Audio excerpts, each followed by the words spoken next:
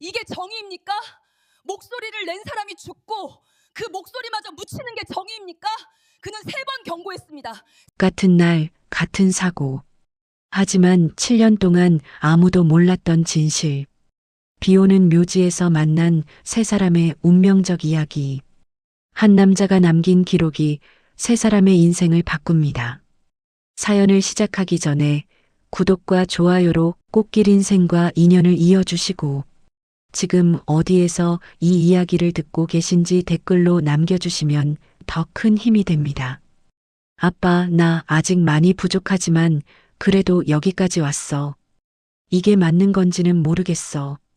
근데 아빠가 보고 싶었던 모습이 이거였을 것 같아서 오늘은 울지 않으려고 했는데 역시 안 되네. 빗소리가 묘비를 두드리는 소리만이 대답을 대신했다. 서은별은 무릎을 꿇고 앉아 떨리는 손으로 하얀 봉투를 꺼냈다. 법원행정처 로고가 찍힌 판사 임용 통지서였다. 비에 젖지 않게 조심스럽게 묘비 앞 돌틈에 세워두고 그녀는 한참을 그 자리에 머물렀다. 새벽 5시 반. 아직 해가 뜨기 전이었다. 은별은 일부러 이 시간을 택했다. 사람들의 축하와 질문을 견딜 자신이 없었기 때문이다. 합격의 기쁨보다는 아버지에게 보고하고 싶은 마음이 더 컸다. 아니, 정확히는 아버지 없이 이룬 성취가 온전히 기쁠 수 없다는 사실을 인정하고 싶지 않았던 것인지도 몰랐다. 묘역은 고요했다. 빗소리 외에는 아무 소리도 들리지 않았다. 간혹 바람에 흔들리는 나뭇가지 소리가 스산함을 더할 뿐이었다. 은별은 젖은 머리카락을 귀 뒤로 넘기며 묘비의 글자를 손가락으로 천천히 따라갔다. 고 서동진. 그 아래 새겨진 날짜는 2018년 3월 14일. 벌써 7년이 지났다. 판사가 되면 뭐가 달라질까요, 아빠? 은별의 목소리는 비 때문인지 자신의 감정 때문인지 자꾸만 떨렸다. 그녀는 손으로 얼굴을 감싸며 참았던 울음을 터뜨렸다. 어깨가 들썩거렸고 숨소리는 흐느껴 나왔다. 이 순간만큼은 누구의 눈치도 보지 않아도 됐다. 강해 보이려 애쓸 필요도 괜찮은 척할 이유도 없었다. 합격 소식을 들었을 때 제일 먼저 든 생각은 아빠한테 전화해야지였다.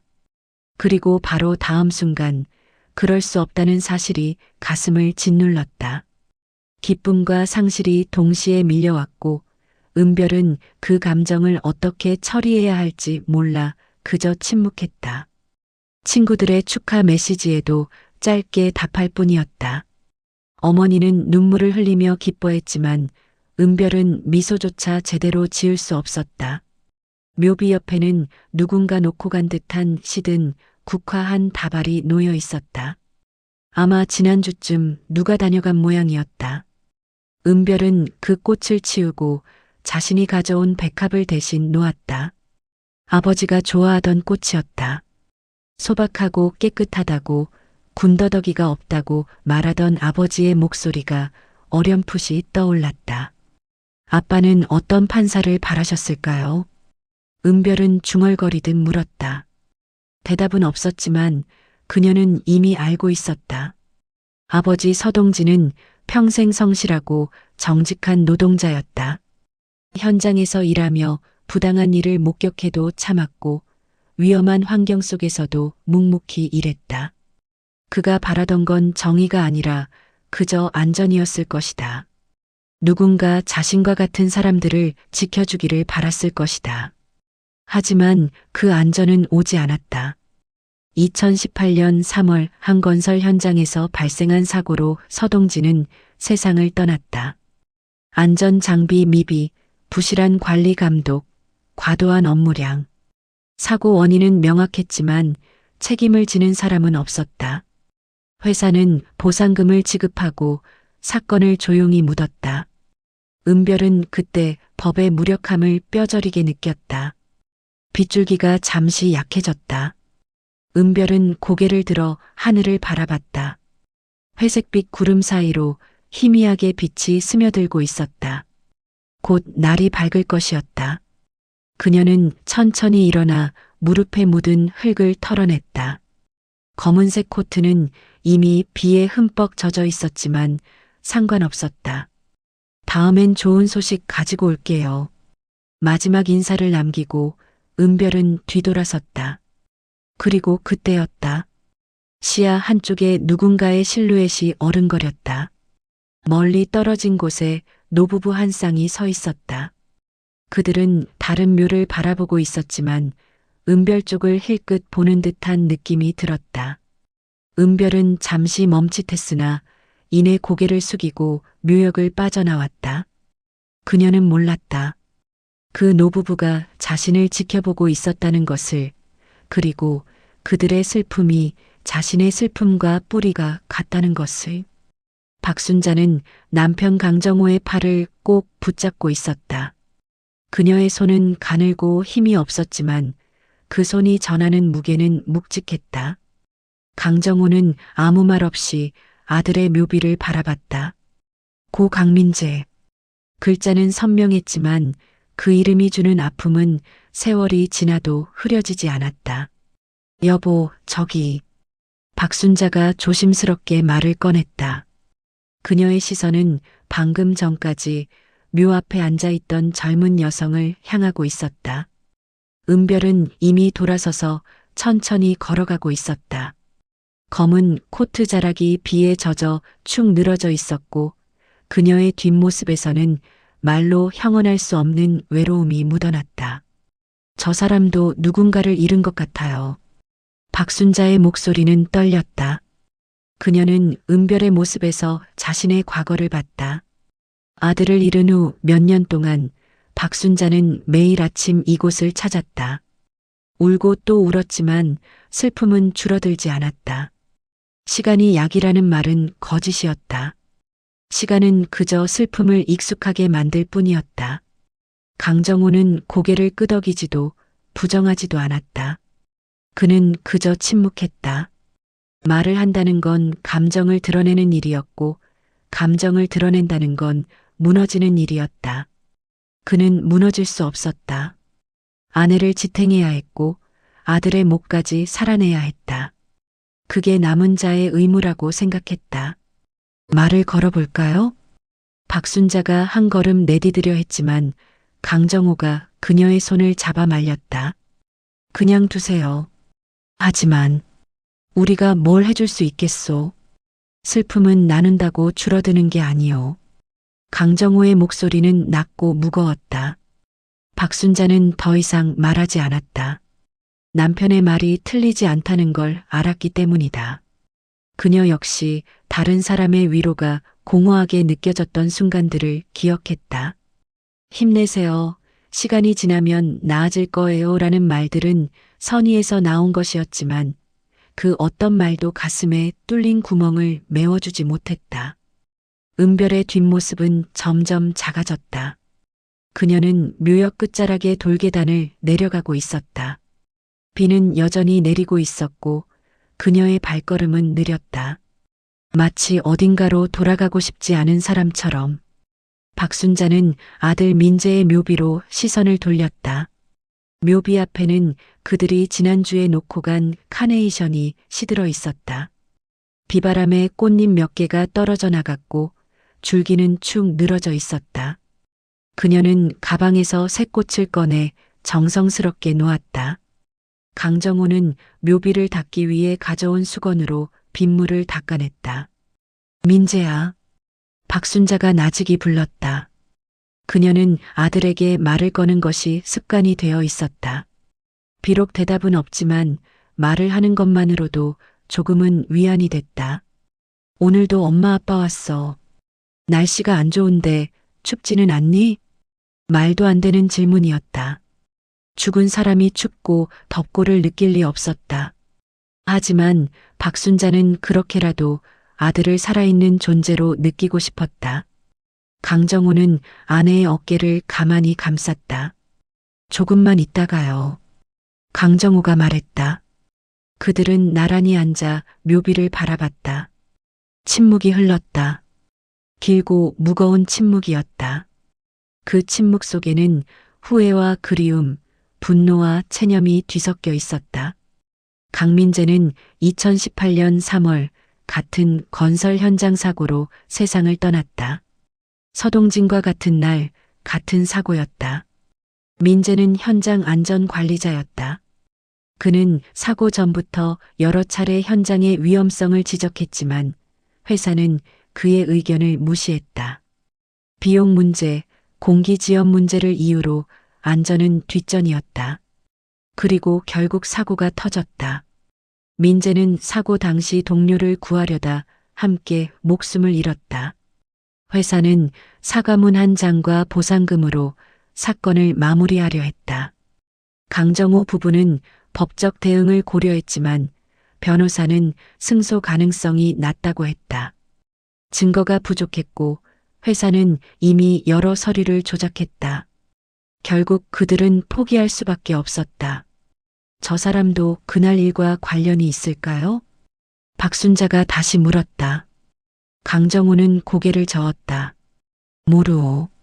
그냥 비슷한 슬픔을 가진 사람이겠지. 하지만 박순자의 마음 한편에는 묘한 예감이 자리 잡고 있었다. 은별의 뒷모습, 그녀가 놓고 간 하얀 봉투, 그리고 그 절절한 울음. 뭔가 연결되는 느낌이 들었다. 하지만 그녀는 그 느낌을 입 밖으로 꺼내지 않았다. 가요. 강정호가 일어서며 말했다. 박순자는 마지막으로 묘비를 쓰다듬고 천천히 자리에서 일어났다. 두 사람은 말없이 묘역을 빠져나왔다. 그들의 뒷모습 역시 외로웠다. 묘역을 빠져나와 주차장으로 향했다. 비는 여전히 내리고 있었고 하늘은 여전히 어두웠다. 그녀는 차 안에 들어가 문을 닫은 뒤에야 비로소 긴 한숨을 내쉬었다. 젖은 코트 때문에 시트가 축축해졌지만 신경 쓰지 않았다. 핸드폰을 꺼내 확인하니 수십 개의 메시지가 와 있었다. 대부분 축하 메시지였다. 은별은 화면을 쓸어내리며 하나하나 읽었지만 답장을 보낼 기력이 없었다. 그녀는 핸드폰을 조수석에 던져두고 운전대에 이마를 기댔다. 왜 이렇게 허전할까? 혼잣말이 새어나왔다. 합격은 분명 기쁜 일이었다. 수년간의 노력이 결실을 맺은 순간이었다. 하지만 기쁨보다는 공허함이 더 컸다. 아버지와 나눌 수 없는 기쁨은 반쪽짜리였다. 은별은 고개를 들어 백미러를 통해 묘역 쪽을 바라봤다. 아까 봤던 노부부는 아직도 그 자리에 있었다. 그들은 나란히 서서 묘를 바라보고 있었다. 은별은 그들이 누구인지, 누구를 잃었는지 알 수 없었지만 그들의 슬픔만큼은 느낄 수 있었다. 나만 힘든 게 아니구나. 은별은 중얼거렸다. 세상에는 수많은 사람들이 각자의 슬픔을 안고 살아가고 있었다. 누군가는 부모를 잃었고, 누군가는 자식을 잃었고, 누군가는 친구를 잃었다. 그들은 각자의 방식으로 슬픔을 견뎌내고 있었다. 하지만 은별은 그 슬픔을 나누고 싶지 않았다. 위로받고 싶지도 않았다. 위로는 때로 상처를 더 도드라지게 만들었다. 그녀는 혼자 감당하는 편이 나았다. 그래야 무너지지 않을 수 있었다. 시동을 걸고 은별은 천천히 주차장을 빠져나갔다. 백미러에 비친 묘역은 점점 멀어졌다. 그녀는 다시 일상으로 돌아가야 했다. 내일부터는 연수원에 출근해야 했고 새로운 삶을 시작해야 했다. 하지만 그 새로운 삶이 마냥 기대되지는 않았다. 집으로 가는 길은 한산했다. 새벽이라 차도 별로 없었다. 은별은 창밖을 바라보며 운전했다. 빗줄기가 유리창을 타고 흘러내렸고 와이퍼는 규칙적으로 움직였다. 단조로운 풍경이었지만 그 단조로움이 오히려 마음을 안정시켰다. 집에 도착했을 때는 이미 해가 떠오르고 있었다. 어머니는 아직 자고 있었다. 은별은 조용히 방으로 들어가 젖은 옷을 벗어 걸어두었다. 거울 속 자신의 얼굴은 창백했고 눈가는 부어 있었다. 그녀는 찬물로 얼굴을 씻고 침대에 누웠다. 하지만 잠은 오지 않았다. 머릿속에서 아버지의 얼굴이 떠올랐다. 아버지의 웃음소리, 아버지의 목소리, 아버지의 손길. 모든 것이 선명하면서도 아득했다. 은별은 이불을 뒤집어 쓰고 눈을 감았다. 아빠 잘 봤지? 작은 목소리로 중얼거렸다. 대답은 없었다. 하지만 은별은 아버지가 어딘가에서 자신을 지켜보고 있을 거라 믿고 싶었다. 그 믿음만이 그녀를 지탱하는 힘이었다. 한편 묘역을 나선 강정호 부부는 근처 작은 식당에 들어갔다. 박순자는 따뜻한 차를 시켰고 강정호는 아무것도 시키지 않았다. 두 사람은 마주 앉아 있었지만 대화는 없었다. 그들은 이미 서로에게 할 말을 다 한 사람들이었다. 저 사람 다시 볼 수 있을까요? 박순자가 창밖을 바라보며 물었다. 강정호는 대답하지 않았다. 그는 그저 차가운 창밖을 바라볼 뿐이었다. 빗줄기는 여전히 거세게 내리고 있었다. 두 사람은 알지 못했다. 그들의 삶이 곧 다시 교차하게 될 거라는 사실을. 그리고 그 교차점이 서로에게 어떤 의미를 가져다 줄지. 서울 서초구에 위치한 사법연수원 건물은 단정하고 차가웠다. 은별은 첫 출근날 아침 일찍 도착해 로비에서 잠시 서 있었다. 유리로 된 넓은 창 너머로 아침 햇살이 쏟아져 들어왔다. 사람들은 각자의 일과를 시작하기 위해 분주하게 움직이고 있었다. 서은별 연수생? 뒤에서 누군가 불렀다. 은별은 돌아서서 고개를 숙여 인사했다. 중년의 여성이었다. 그녀는 행정팀 소속 김주연 주무관이었다. 오늘부터 문서 정리 업무를 도와주시게 될 거예요. 따라오세요. 김주연은 친절했지만 간결했다. 은별은 그녀를 따라 복도를 지나 지하 자료실로 향했다. 자료실은 예상보다 넓었다. 천장까지 빼곡히 쌓인 서류 상자들이 벽 한쪽을 가득 메우고 있었고 오래된 종이 냄새가 코를 찔렀다. 여기 있는 건 과거 산업재해 관련 기록들이에요. 대부분 디지털화 작업이 끝났지만 일부는 아직 수작업으로 정리가 필요해요.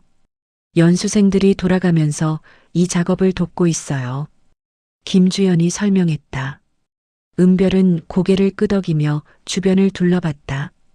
낡은 파일 박스들, 색이 바랜 라벨들, 먼지가 쌓인 책상. 모든 것이 시간의 흔적을 품고 있었다. 천천히 하셔도 돼요. 급한 건 아니니까요. 궁금한 거 있으면 언제든 물어보세요. 김주연이 미소를 지으며 나갔다. 은별은 혼자 남았다. 그녀는 가장 가까운 상자를 열었다. 안에는 1990년대 후반 사고 기록들이 빼곡히 들어 있었다. 사고 일시, 장소, 원인, 피해자 명단. 숫자와 이름들로 가득한 차가운 기록들이었다. 은별은 한 장 한 장 넘기며 정리를 시작했다. 처음에는 단순 작업이라고 생각했다. 하지만 시간이 지날수록 그 기록들이 단순한 문서가 아니라는 걸 깨달았다. 각각의 이름 뒤에는 한 사람의 인생이 있었고 그 인생을 둘러싼 가족들의 슬픔이 있었다. 점심시간이 지나고 은별은 2018년도 기록이 담긴 상자를 열었다. 손이 미세하게 떨렸다. 2018년 3월. 아버지가 세상을 떠난 그 달이었다. 은별은 숨을 깊이 들이쉬고 파일을 꺼냈다. 서울 구 건설 현장 붕괴 사고. 제목이 눈에 들어왔다. 은별의 심장이 빠르게 뛰었다. 그녀는 파일을 펼쳤다. 사고 개요, 피해 현황, 사망자 명단. 그리고 그곳에 아버지의 이름이 있었다. 서동진 53세, 현장 작업자. 글자가 흐릿하게 보였다. 은별은 눈을 감았다가 다시 떴다. 감정을 억누르고 계속 읽어내려갔다. 사고 원인은 안전장비 미비 및 관리 감독 소홀로 기록되어 있었다. 회사 측 책임자는 벌금형을 받았고 민사 합의금이 지급됐다.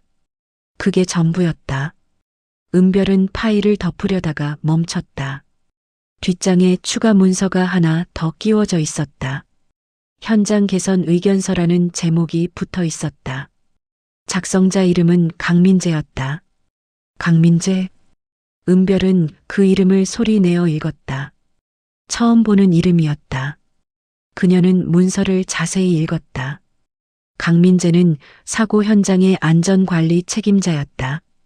그는 사고 발생 2달 전 현장의 안전 문제를 지적하는 보고서를 작성해 제출했다. 현 상태로는 중대재해 발생 가능성이 높음. 안전 난간 설치 및 작업자 보호 장비 보강 필요. 즉시 조치 요망. 문장은 간결했지만 절박했다. 은별은 문서를 계속 읽어내려갔다. 강민재는 3차례에 걸쳐 개선 의견을 제출했지만 회사는 모두 무시했다. 그리고 결국 사고가 터졌다. 강민재 역시 그 사고로 사망했다. 은별은 서류를 내려놓고 한참을 멍하니 앉아 있었다. 아버지만 죽은 게 아니었다. 그 현장에는 여러 사람이 있었고 강민재는 그들을 지키려 했다.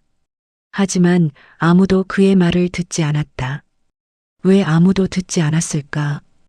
은별은 중얼거렸다. 분노가 치밀어 올랐다. 하지만 분노는 곧 무력감으로 바뀌었다. 이미 7년이 지난 일이었다. 시간은 되돌릴 수 없었고 책임을 물을 사람도 이미 법의 심판을 받았다. 남은 건 기록뿐이었다. 은별은 강민재의 이름을 다시 한번 바라봤다. 그 이름이 자꾸만 마음에 남았다. 그는 누구였을까? 어떤 사람이었을까?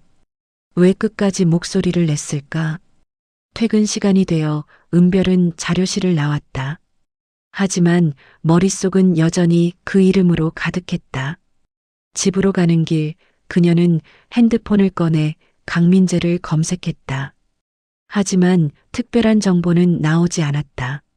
몇몇 사고 관련 기사에 이름이 언급될 뿐이었다. 은별은 차 안에 앉아 한참을 생각했다. 그리고 결심했다. 더 찾아봐야겠어. 집에 도착한 은별은 저녁도 먹지 않고 방으로 들어갔다. 어머니가 걱정스러운 목소리로 물었지만 그녀는 피곤하다고만 답했다. 방문을 닫고 책상 앞에 앉아 노트북을 켰다. 검색창에 2018년 3월 서울 건설 현장 사고를 입력했다. 여러 기사가 나왔다. 대부분 사고 직후 보도된 짧은 기사들이었다. 안전 불감증이 부른 참사, 또다시 반복된 건설 현장 사고. 제목들은 자극적이었지만 내용은 피상적이었다. 은별은 기사를 하나씩 읽으며 메모를 했다. 사고 일시 사망자 수 회사명, 처벌 내역. 하지만 강민재에 대한 구체적인 정보는 거의 없었다. 단지 안전관리자 강민 제35씨 역시 사고로 사망이라는 짧은 문장만 반복될 뿐이었다. 35세. 은별은 중얼거렸다. 젊은 나이였다. 아버지보다 훨씬 젊었다. 그에게도 가족이 있었을까?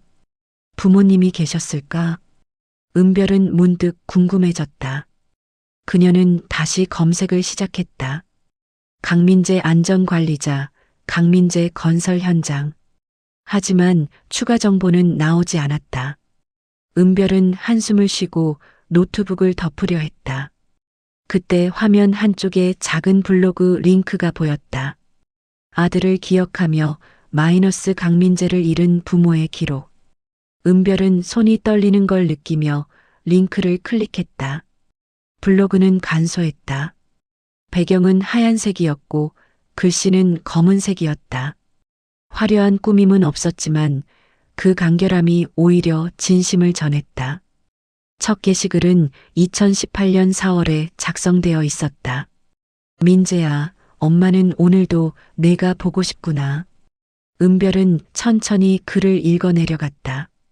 글은 어머니가 아들에게 쓰는 편지 형식이었다. 일상적인 이야기들, 그리운 마음, 후회와 자책, 모든 문장이 슬픔으로 가득했다. 은별은 다음 글, 그 다음 글을 계속 읽었다. 블로그는 몇 달간 꾸준히 업데이트되다가 2019년을 마지막으로 멈춰 있었다. 마지막 글은 이렇게 끝났다.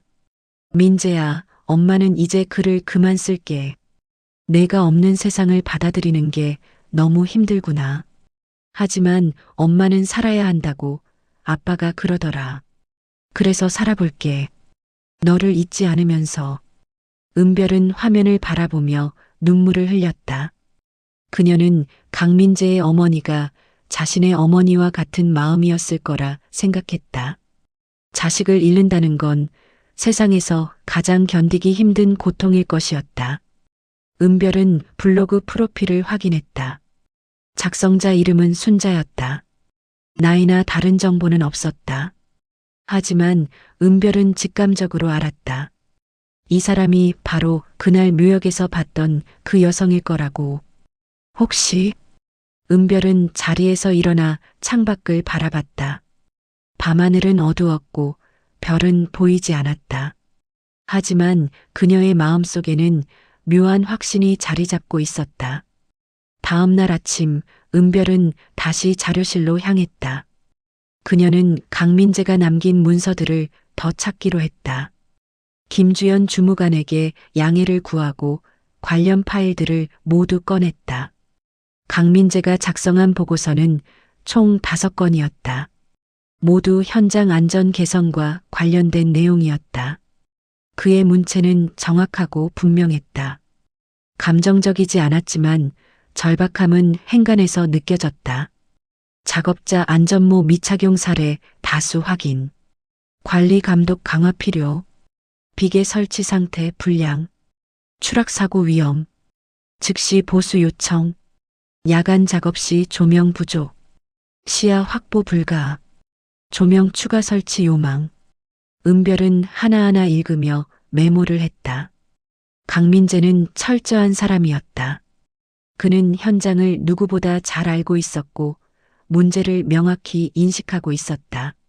하지만 그 누구도 그의 말을 듣지 않았다. 왜 듣지 않았을까? 은별은 다시 한번 중얼거렸다. 답은 명백했다. 비용 때문이었다.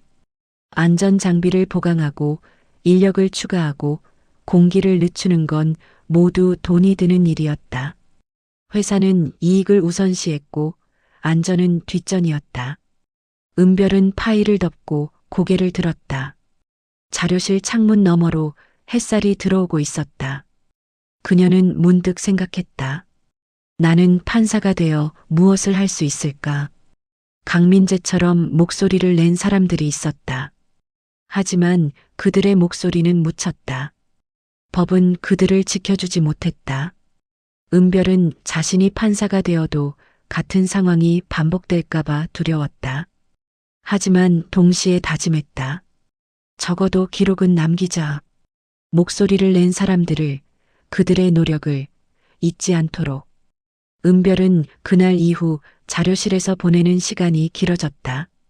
김주연 주무관은 처음에는 의아해했지만 은별의 성실함에 오히려 고마워했다. 다른 연수생들은 대부분 형식적으로 업무를 처리했지만 은별은 달랐다. 그녀는 모든 문서를 꼼꼼히 읽었고 빠진 부분이 있으면 찾아냈다. 은별 씨, 너무 무리하지 마세요.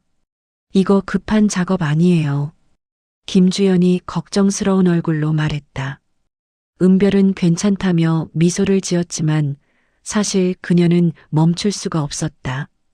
강민재의 기록을 읽으면 읽을수록 그가 어떤 사람이었는지 알고 싶어졌다. 일주일이 지나고 은별은 강민재가 작성한 또 다른 문서를 발견했다. 작업자 안전 교육 프로그램 제안서라는 제목이 붙어 있었다. 10페이지 분량의 꼼꼼한 제안서였다. 은별은 한 장 한 장 읽어내려갔다. 강민재는 단순히 문제를 지적하는데 그치지 않았다.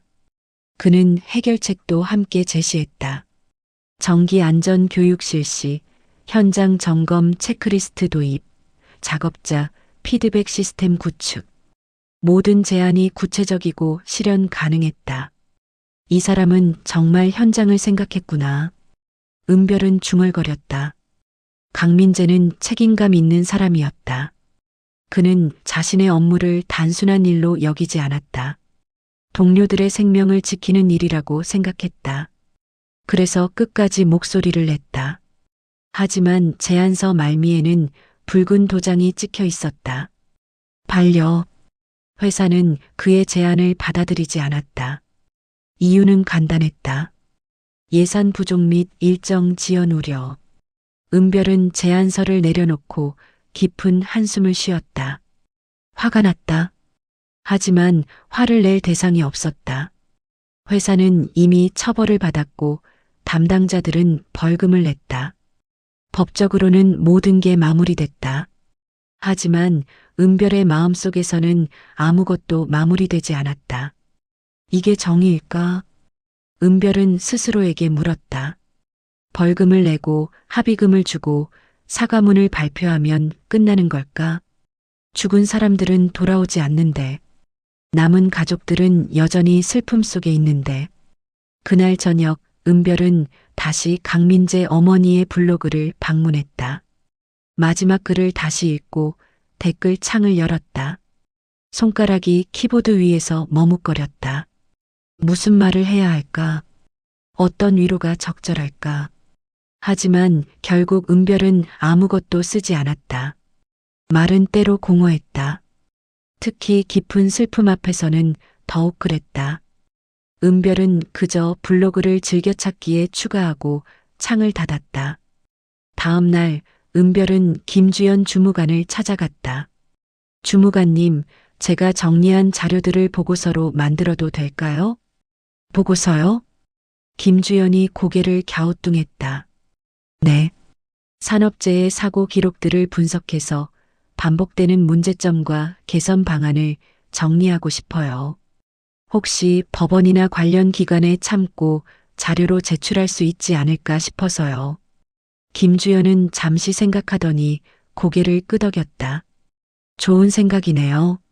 사실 이런 자료들이 쌓여만 있고 제대로 활용되지 않는 경우가 많거든요. 한번 해보세요. 제가 위에 말씀드릴게요. 감사합니다. 은별은 진심으로 감사 인사를 했다. 이제 그녀에게는 목표가 생겼다.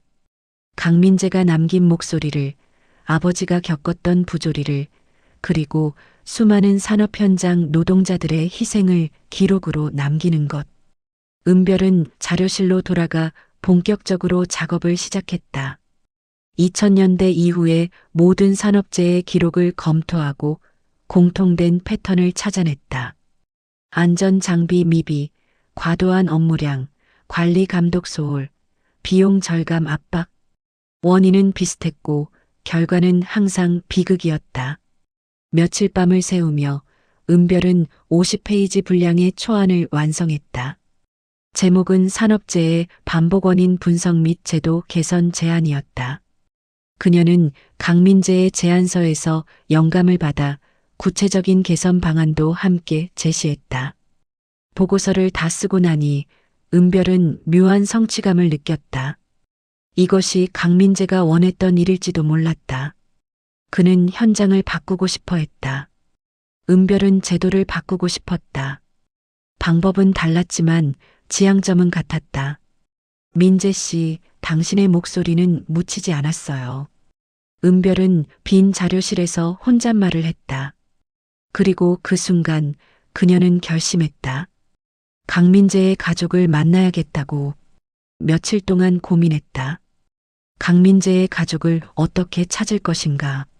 블로그에는 연락처가 없었고 개인정보를 함부로 접근할 수도 없었다. 하지만 은별은 한 가지 방법을 떠올렸다. 묘지였다. 아버지 묘를 찾던 그날 그곳에서 봤던 노부부. 그들이 강민재의 부모일 가능성이 높았다. 같은 날 같은 사고로 세상을 떠난 사람들이었다. 묘지도 가까운 곳에 있을 것이었다. 토요일 아침 은별은 다시 묘지를 찾았다. 이번에는 비가 오지 않았다. 맑은 하늘 아래 묘역은 고요했다. 은별은 먼저 아버지의 묘를 찾아 절을 했다. 그리고 주변을 천천히 둘러봤다. 그리 멀지 않은 곳에 고 강민재라는 이름이 새겨진 묘비가 있었다. 은별의 심장이 빠르게 뛰었다. 그녀는 천천히 그 묘 앞으로 다가갔다.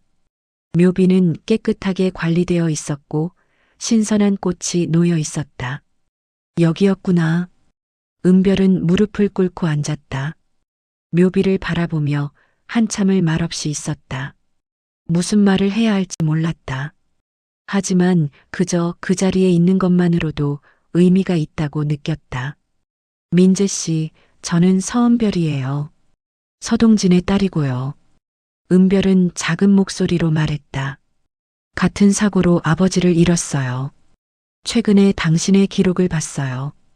당신이 얼마나 노력했는지, 얼마나 책임감 있는 사람이었는지 알게 됐어요. 목소리가 떨렸다. 당신의 목소리가 묻혀서는 안 된다고 생각해요. 그래서 기록으로 남기고 싶어요. 괜찮을까요? 대답은 없었다. 하지만 은별은 강민재가 어딘가에서 듣고 있을 거라 믿었다. 그녀는 잠시 더 앉아 있다가 천천히 일어났다. 그때였다. 실례지만 뒤에서 누군가의 목소리가 들렸다. 은별은 놀라 돌아봤다. 그곳에는 노부부가 서 있었다. 바로 그날 봤던 강민재의 부모였다. 박순자는 조심스럽게 은별을 바라봤다. 강정호는 표정이 굳어 있었다. 침묵이 흘렀다. 혹시 그날 비 오는 날 보았던 박순자가 먼저 말을 꺼냈다. 은별은 고개를 끄덕였다. 네, 맞아요. 저도 그날 여기 왔었어요. 그쪽 묘는 제 아버지예요. 서동진. 은별의 대답에 박순자의 눈이 흔들렸다. 강정호도 미세하게 표정이 변했다. 그들은 그 이름을 알고 있었다. 같은 사고로 세상을 떠난 사람이었으니까. 그럼 당신은? 박순자의 목소리가 떨렸다. 네. 저는 서동진의 딸이에요. 그리고 최근에 아드님 강민재 씨가 남긴 기록들을 보게 됐어요. 은별은 최대한 침착하게 말했다. 하지만 그녀의 손은 떨리고 있었다. 박순자는 한 걸음 다가왔다. 그녀의 눈에는 눈물이 고여 있었다. 우리 민재가 기록을 남겼다고요? 네. 안전 개선 의견서와 제안서를요. 아드님은 끝까지 현장을 지키려고 노력하셨어요.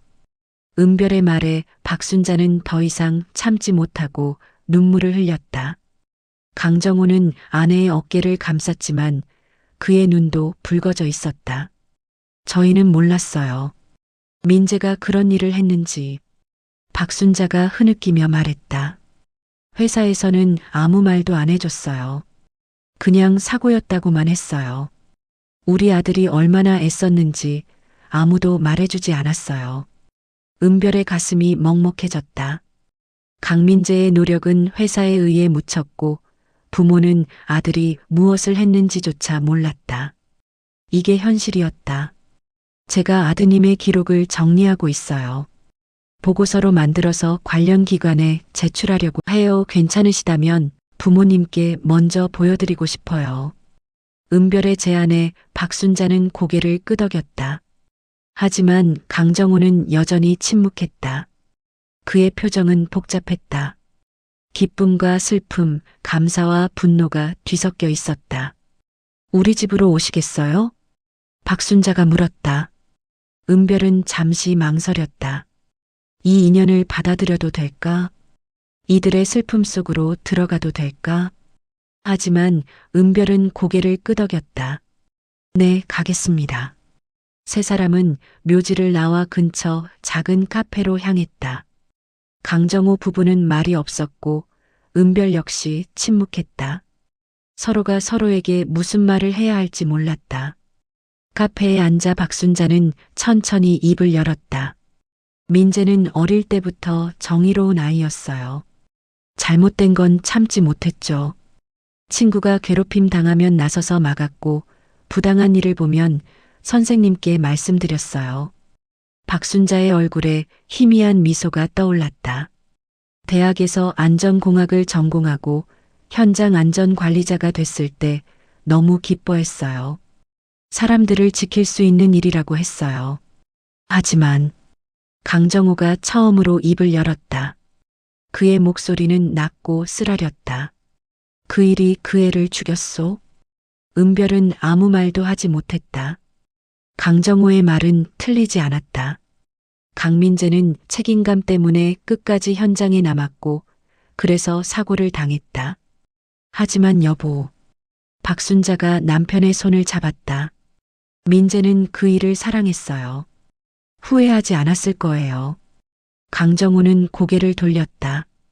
그는 아내의 말을 믿고 싶지 않았다. 아들이 살아있는 게 모든 것보다 중요했다. 정의도 책임감도 그 어떤 것도 아들의 생명보다 소중할 수 없었다. 은별은 두 사람의 모습을 바라보며 자신의 어머니를 떠올렸다. 어머니 역시 같은 마음이었을 것이다.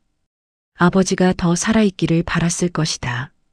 판사가 되건 말건 그건 중요하지 않았을 것이다.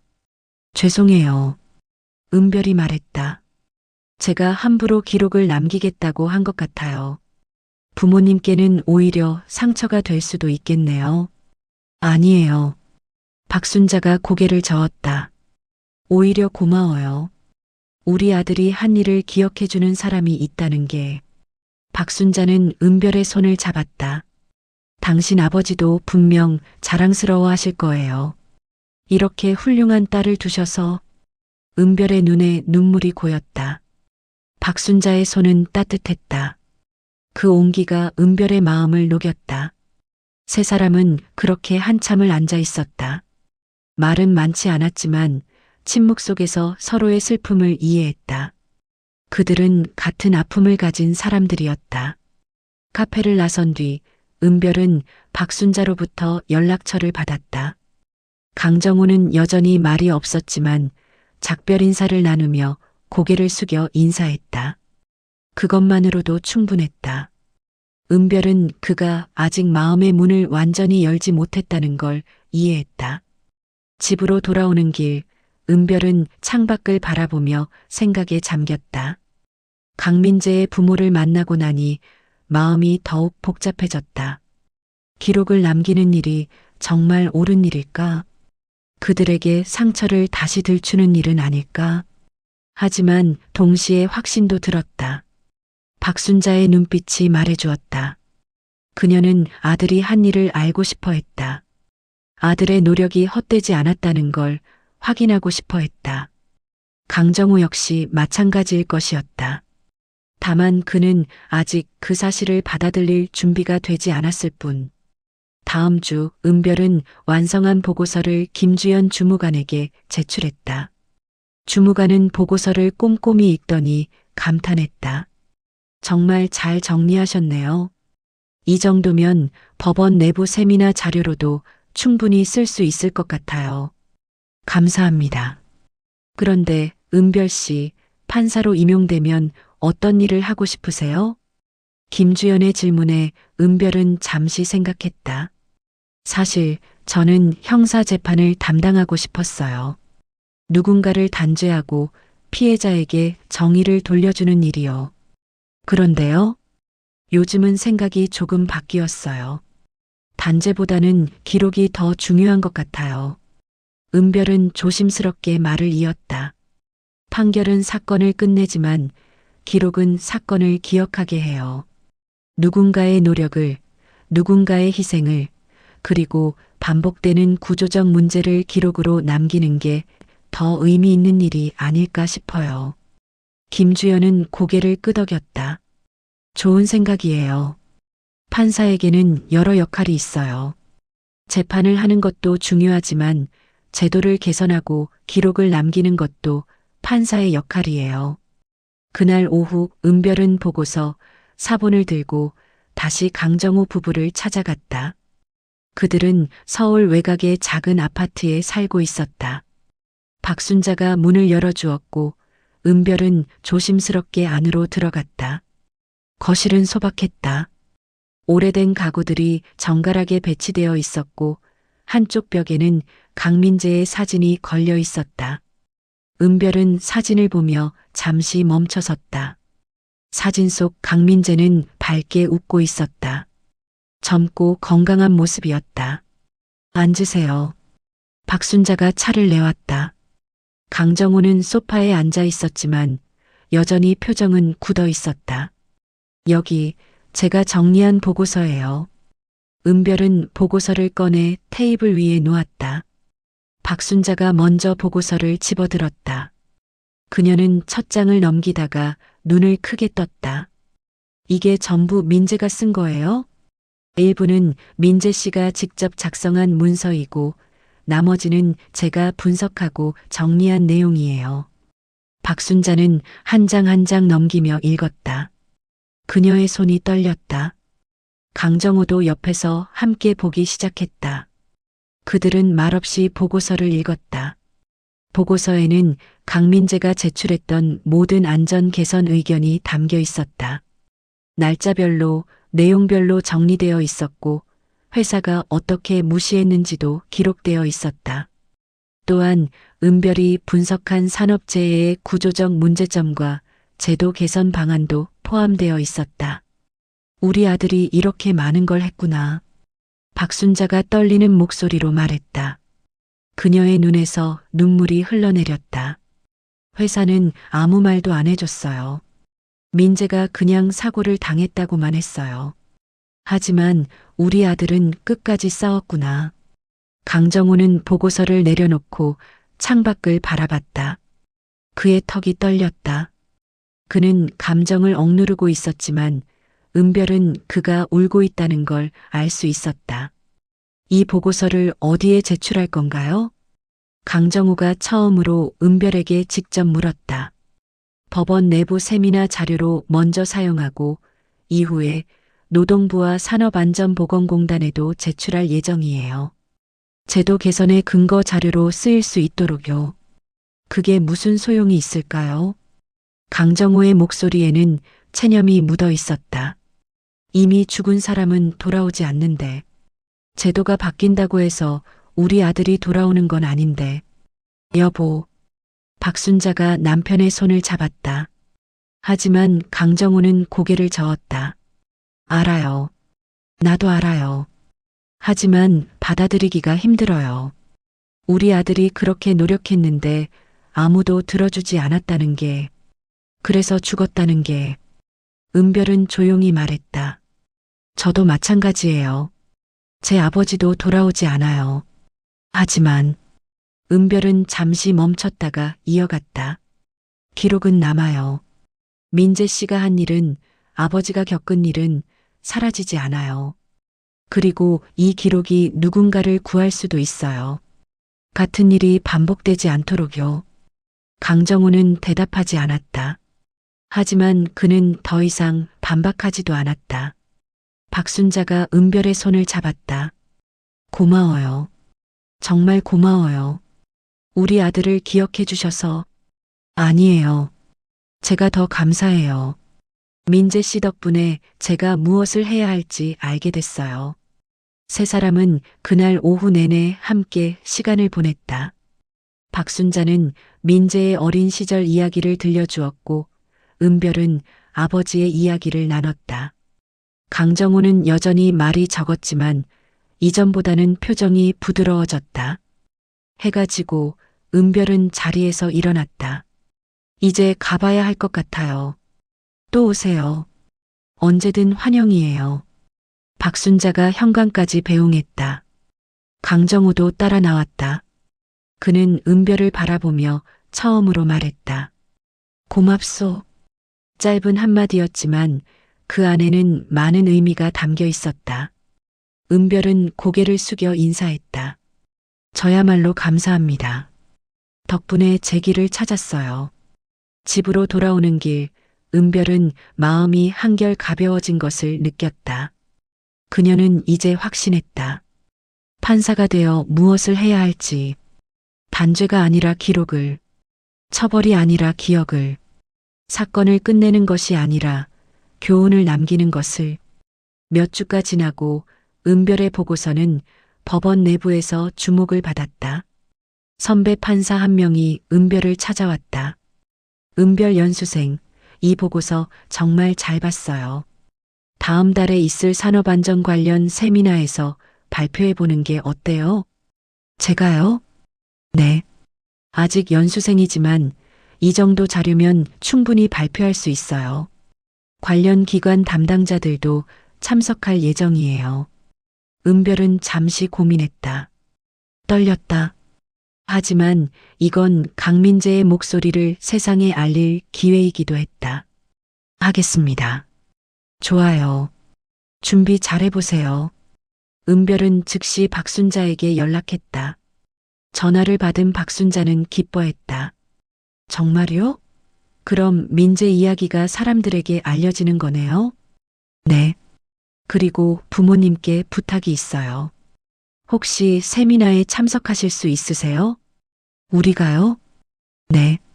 민재 씨의 가족으로서 직접 이야기를 들려주시면 더 큰 울림이 있을 것 같아요. 박순자는 잠시 침묵했다. 남편하고 이야기해 볼게요. 다시 연락드릴게요. 그날 저녁 박순자는 강정호에게 은별의 제안을 전했다. 여보, 우리 세미나에 가보는 게 어때요? 왜 가야 하오? 강정호의 반응은 차가웠다. 우리가 가서 뭘 한다고. 민재 이야기하면서 또 상처받을 뿐이요. 하지만 여보, 이건 민재를 기억하는 일이에요. 우리 아들이 한 일을 사람들이 알게 되는 거예요. 그래서 뭐가 달라지는데? 강정호는 여전히 완고했다. 박순자는 한숨을 쉬었다. 당신은 아직도 민재가 죽은 걸 받아들이지 못했어요. 당연하지 않소. 어떻게 받아들여요? 우리 아들이 죽었는데. 나도 받아들이기 힘들어요. 매일 밤 꿈에서 민재를 봐요. 하지만 여보. 박순자의 목소리가 떨렸다. 우리가 계속 이렇게 살 수는 없어요. 민재는 돌아오지 않아요. 하지만 민재가 남긴 것들은 있어요. 그걸 기억하고 의미를 찾아야 해요. 강정호는 대답하지 않았다. 하지만 그날 밤 그는 잠들지 못하고 아들의 방으로 갔다. 방은 민재가 떠난 그날 그대로였다. 책상 위에는 민재가 읽던 책들이 놓여 있었고 벽에는 민재가 찍은 사진들이 붙어 있었다. 강정호는 책상에 앉아 민재의 공책을 펼쳤다. 공책에는 현장 점검 메모들이 빼곡히 적혀 있었다. 민재의 필체는 단정했고 내용은 구체적이었다. 3층 비계 연결 부위 느슨함. 재점검 필요. 작업자 안전화 미착용 3명 확인. 교육 실시. 야간 작업 조명 2개 고장. 교체 요청. 강정호는 한 줄 한 줄 읽으며 아들의 모습을 떠올렸다. 민재는 현장을 누구보다 사랑했다. 동료들을 걱정했고 안전을 최우선으로 생각했다. 그게 민재였다. 민재야. 강정호의 목소리가 떨렸다. 아빠가 미안하다. 내가 한 일을 몰라줘서 내가 얼마나 훌륭한 사람이었는지 잊고 살았어. 눈물이 흘러내렸다. 강정호는 오랜만에 아들 앞에서 울었다. 다음 날 아침 강정호는 박순자에게 말했다. 세미나에 갑시다. 여보, 민재가 한 일을 사람들이 알아야 해요. 그게 아빠가 할 수 있는 마지막 일인 것 같소. 박순자는 남편을 꼭 껴안았다. 두 사람은 말없이 서로를 위로했다. 세미나 당일 은별은 긴장한 얼굴로 발표 자료를 확인하고 있었다. 강당에는 판사들, 노동부 관계자들, 산업안전 전문가들이 모여 있었다. 뒷자리에는 강정호 부부가 조용히 앉아 있었다. 은별은 단상에 올라 마이크 앞에 섰다. 안녕하세요. 사법연수원 연수생 서은별입니다. 오늘 발표할 내용은 산업재해 반복 원인 분석 및 제도 개선 제안입니다. 은별은 침착하게 발표를 시작했다. 그녀는 통계 자료를 보여주고 반복되는 패턴을 설명했다. 그리고 강민재의 사례를 소개했다. 2018년 3월 한 건설 현장에서 안전관리자로 근무하던 강민재 씨는 세 차례에 걸쳐 안전 개선 의견을 제출했습니다. 하지만 회사는 비용과 일정을 이유로 모두 반려했습니다. 그리고 2달 후 사고가 발생했습니다. 은별의 목소리는 떨렸지만 분명했다. 강민재 씨는 동료를 구하려다 함께 사망했습니다. 그의 기록은 회사 서류철에 묻혀 있었고 가족들조차 그가 무슨 일을 했는지 몰랐습니다. 강당이 조용해졌다. 모든 사람이 은별의 말에 집중했다. 저는 묻고 싶습니다. 이게 정의입니까? 목소리를 낸 사람이 죽고 그 목소리마저 묻히는 게 정의입니까? 은별은 잠시 멈췄다가 이어갔다. 우리는 기록해야 합니다. 누가 노력했는지, 누가 책임을 다했는지, 그리고 시스템이 어떻게 실패했는지, 그래야 같은 비극이 반복되지 않습니다. 발표가 끝나고 강당에는 박수가 터져나왔다. 은별은 깊게 숙여 인사했다. 질의응답 시간이 되었을 때 한 판사가 손을 들었다. 훌륭한 발표였습니다. 그런데 혹시 강민재 씨의 유가족분이 참석하셨나요? 은별은 뒷자리를 바라봤다. 강정호 부부가 천천히 일어섰다. 사람들의 시선이 그들에게 집중됐다. 강정호는 떨리는 목소리로 말했다. 저는 강민재의 아버지입니다. 그의 목소리는 작았지만 강당 전체에 울려 퍼졌다. 오늘 이 자리에 오기까지 많은 고민을 했습니다. 아들 이야기를 하는 게 힘들었습니다. 하지만 강정호는 잠시 말을 멈췄다. 아들이 한 일을 사람들이 기억해 주신다면 그것만으로도 의미가 있다고 생각했습니다. 부디 우리 아들 같은 사람들이 더 이상 나오지 않기를 바랍니다. 박수가 다시 터져나왔다. 박순자는 남편의 손을 꼭 잡았다. 두 사람은 눈물을 흘렸지만 그 눈물은 이전과 달랐다. 슬픔만 있는 게 아니라 위안도 함께 있었다. 세미나가 끝나고 여러 사람이 강정호 부부에게 다가와 위로의 말을 건넸다. 노동부 관계자는 은별에게 명함을 건네며 말했다. 이 자료 정책 개선에 활용하겠습니다. 좋은 연구 감사합니다. 은별은 고개를 숙여 인사했다. 저녁 은별은 강정호 부부와 함께 조용한 식당에 앉았다. 세 사람은 식사를 하며 이야기를 나눴다. 오늘 정말 고생하셨어요. 은별이 말했다. 아니에요. 우리가 더 고마워요. 박순자가 미소를 지었다. 민재가 헛되이 죽지 않았다는 걸 알게 됐어요. 그 애의 노력이 기억될 거라는 걸요. 강정호도 고개를 끄덕였다. 서은별 씨, 당신은 훌륭한 판사가 될 거요. 아버님도 분명 자랑스러워 하실 겁니다. 은별의 눈에 눈물이 고였다. 감사합니다. 저도 아버지께 자랑스러운 딸이 되고 싶어요. 세 사람은 그렇게 밤늦도록 이야기를 나눴다. 슬픔을 나누고 기억을 나누고 희망을 나눴다. 6개월이 지났다. 은별은 정식으로 판사로 임용되었고 첫 발령지는 서울가정법원이었다. 형사 재판이 아닌 가정사건을 다루는 곳이었지만 은별은 만족했다. 거기에도 기록할 이야기들이 있었고 도움이 필요한 사람들이 있었다. 어느 맑은 토요일 아침 은별은 다시 묘지를 찾았다. 이번에는 혼자가 아니었다.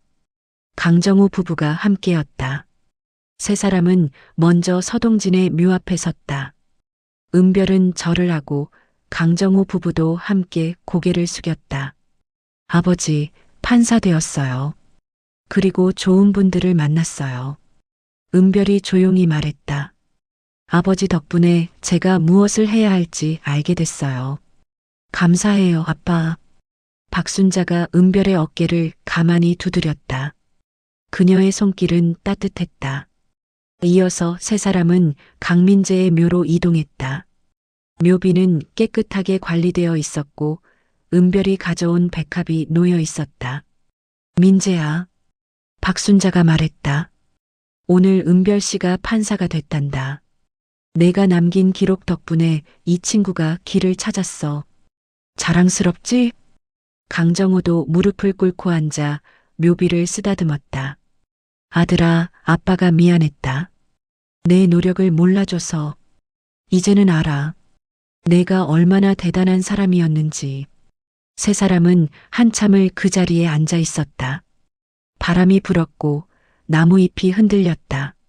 하늘은 맑았고 구름 한 점 없었다. 이제 갈까요?